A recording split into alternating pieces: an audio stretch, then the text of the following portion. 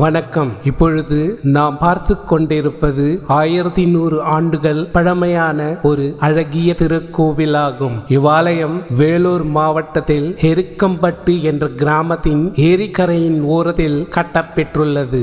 இவ்வாலயத்தை ஸ்ரீ ரங்கநாதர் திருக்கோவில் என்று அழைக்கப்படுகிறார்கள். இவ்வாலயத்தின் கருவறையில் இறைவன் ஸ்ரீ போகசயன மூர்த்தியாக அருள்பாலிக்கிறார். இவ்வாலயத்தில் 2 நிலை மொட்டை கோபுரம் பக்கச்சுவர் இல்லாமல் காட்சியளிக்கிறது. கருவறையில் செவ்வக வடிவ கருவறை மற்றும் அர்த்த மண்டபம் காட்சியளிக்கிறது.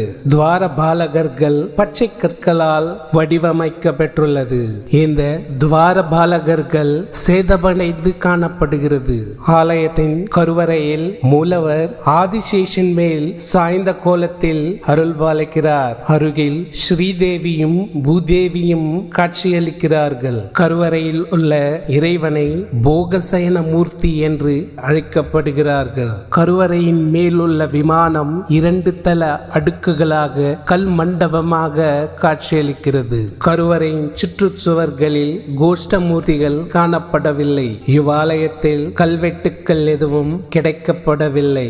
இவ்வாலயம் இந்திய தொல்லியல் துறையால் பாதுகாக்கப்பட்டு வருகிறது.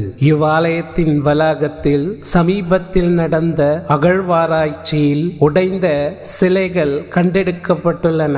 ஆராய்ச்சியாளர்களின் கூற்றுப்படி இந்த கோவிலானது 9ஆம் நூற்றாண்டில் இடைக்கால சோழர்கள் காலத்தைச் சேர்ந்தது எனவும் இந்த கோவிலின் வடிவமைப்பு சோழர்கள் மற்றும் ராஷ்டிரகூட கட்டிடக்கலையை கொண்டுள்ளதாக கருதுகின்றனர். இவ்வாலயம் வேலூரிலிருந்து சுமார் 30 கிலோமீட்டர் தொலைவில் எருக்கம்பட்டு என்ற கிராமத்தில் அமைந்துள்ளது. வள்ளிமலையிலிருந்து சுமார் 5 கிலோமீட்டர் தொலைவில் இவ்வாலயம் அமைந்துள்ளது. மீண்டும் அடுத்த ஆலயத்தில் சந்திக்கும் வரை வணக்கம் கூறி விடைபெறுவது உங்கள் பரந்தாமன். நன்றி, வணக்கம்.